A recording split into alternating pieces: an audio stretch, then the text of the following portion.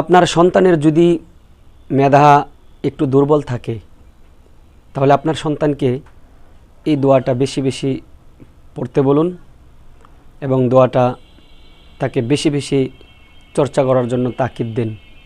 বিশেষ করে প্রত্যেক ফরজ নামাজের পরে বুকে হাত দিয়ে এই দোয়াটা তাকে আমল করতে বলুন। নিয়মিত করে গেলে ইনশাল্লাহ আশা করা যায় অবশ্যই আল্লাহ রাব্বুল আলামিন আপনার সন্তানের মেধাকে বৃদ্ধি করে দিবেন।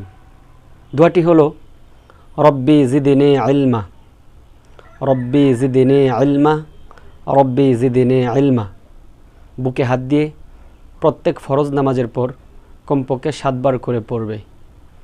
দ্বিতীয় আরেকটি দোয়া, প্রত্যেক ফরজ নামাজের পরে মাথায় হাত দিয়ে বলবে ইয়া কবিয়্যু, ইয়া কবিয়্যু, ইয়া কবিয়্যু, মানে হে আল্লাহ, হে শক্তিশালী মহান সত্তা, আপনি আমার মেধাশক্তিকে মজবুত করে দিন। অনুরূপভাবে আরেকটি দোয়া শেখাইতে পারেন, সুবহানাকা লা ইলমা লানা ইল্লা মা আল্লামতানা ইন্নাকা আনতাল আলিমুল হাকিম।